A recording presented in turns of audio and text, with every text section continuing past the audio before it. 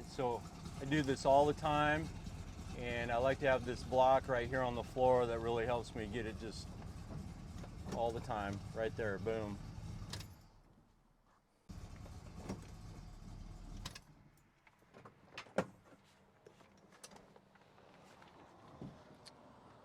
Alright, so now that I've caught your attention, let's talk about loading your car and strapping it down.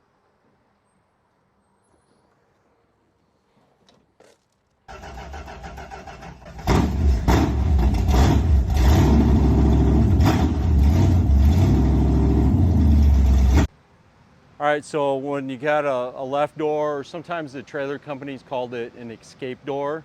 I don't know why they call it that, but a left door, it makes everything so much easier. So you just open the door and just crawl right in. You don't have to crawl over the top of the door or scratch the paint.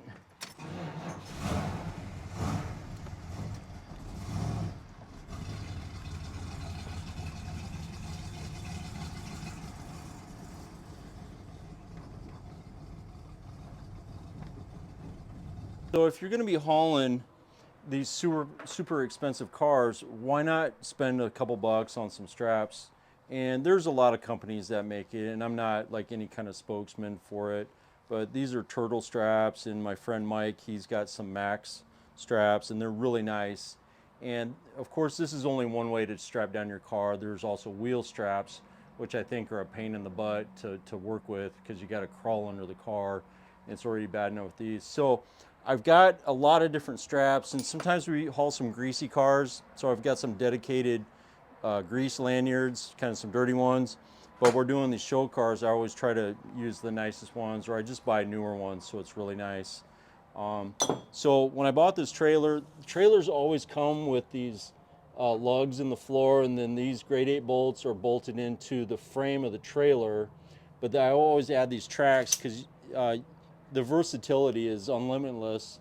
And I got grade 8 bolts, and these go right into the frame rails of the trailer also. All right, then these guys right here, these come in and out, and they're super versatile. You can put them anywhere you like. Now, because of the strength, I have this end one double bolted to the frame rail, and to hold the weight of the car, I like to put it close to a bolt instead of putting it in between bolts if this were to bend up. So I like to put it next to the frame rail. I also have a winch mounted to the frame because we haul a lot of cars that don't run or they're in progress. But anyway, we like to put the lanyard not on a control arm, but I like to put it on the K-frame. So let's get under here, and I like to put these right around the K-frame. It's the most solid part on the front car. I don't go to the control arm because you could actually pull the alignment out of whack and bend something. And when you've got these padded lanyards, it's zero damage, zero scratches. It's really nice. The other thing I like is a hook with these little safety guys on there. So is what can happen if you don't have this, you're going down the road, and if the strap isn't perfect, you get a situation like that where the car is rolling back and forth. And if it didn't have that safety on there, you can imagine a car bumping like this and it coming unhooked, and then it's just unhooked. So real important to have this guy on here too. And I've got one of them that's slightly damaged. I drove over it by mistake, and it sticks, but I always make sure it's in the locked position. So this is the way I get it. I put 2 of them on there. And here's the other thing that a lot of people, I'll die on this hill, this is a strong argument I have, I do not cross my straps. And the reason I don't cross my straps is because if one of them were to come loose, then the other side is pulling to the side. The vibration and movement of the road, it'll actually pull the car to the side, and you don't want that. So in all reality, one strap is plenty to hold the car, but I'll put 2 straps on it. You always want to get some wraps on there because these are friction, so you always want to get a couple wraps. So don't pull all the slack out. Leave it kind of loose and get some wraps kind of started on there. You get those tight, and then we'll go to the back and we'll show you how I do the back, but this is how I like the front. And then we'll do another one here. And then also, don't let them get all twisted. Keep them straight. All right, when I say that, I got this backwards. All right, so keep that nice. Get a couple wraps on it. You can lay into it. All right. And the reason I can lay into it is I have this wood chalk that's screwed into the floor. Yeah. All right. So let's go to the back. Now the front's pretty easy. All Mopars are almost exactly the same, whether it's C, A-B, or E-body. They all have the same kind of really robust front suspension and K-frame or subframe section. So this is kind of a no-brainer for every car. The back of the car is where it matters. All right, so here's the back of a car. Now this is a E-body, this Cuda, but same applies for a Challenger. And then the same will apply for a Dart, Duster, Roadrunner, Super B, obviously Charger, Daytona, Roadrunner, Superbird, but they all have their differences, and I'll explain. So in the world of Mopars, I want to say that the E-bodies have the skinniest gas tank. Okay, it's 18 gallon, but it's the skinniest, and it's probably the easiest to strap up. Probably the widest is an A-body. So we got Dart, Duster of all different years. The gas tank is the widest. And then kind of in between that is a B-body. So, you know, Roadrunner, Charger, or whatever. The gas tank is a little bit wider than a E-body, but skinnier than a A-body. So this is where it matters, and I'll show you what I have set up for the rear axle.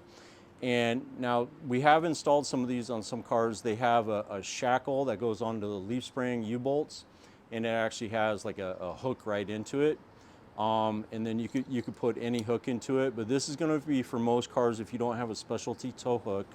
This is a built-in lanyard right into your strap, and it's also padded, and it's got the hook right onto it. And this is going to go around the axle tube, okay? And you can really lay into this so you can get it really tight. But I'll get under here and I'll show you how to run it. And also, it's really important that you watch where the hook goes.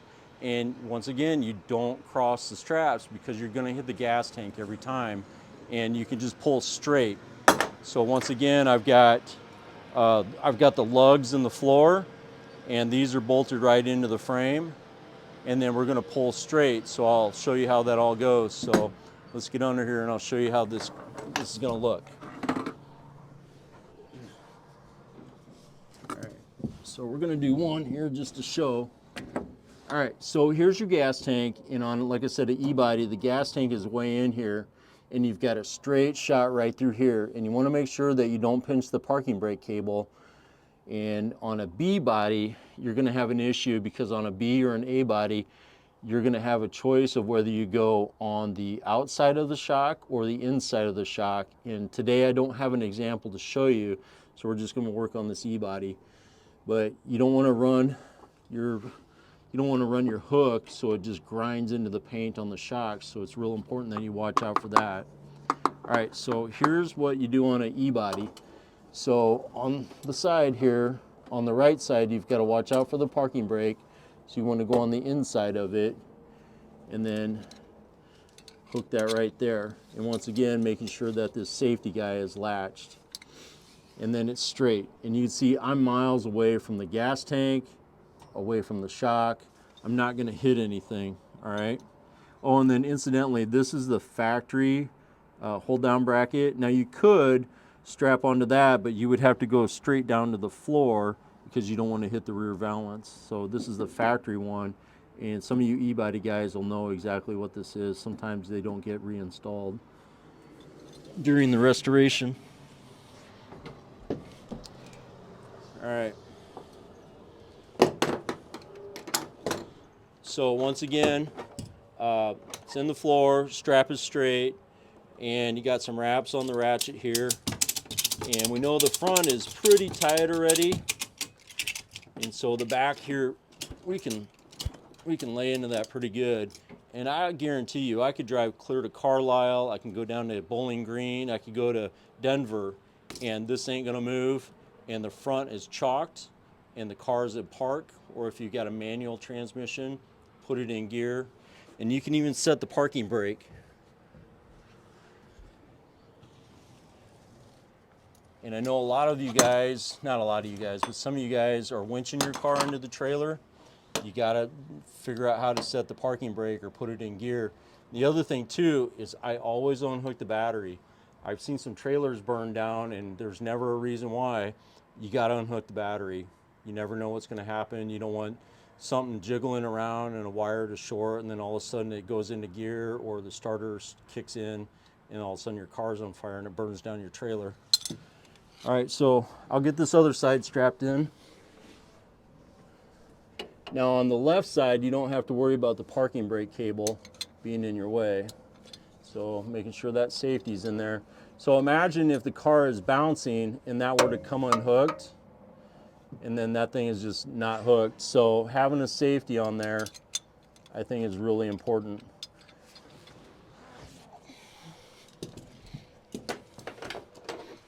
Making sure it's straight, it's not twisted.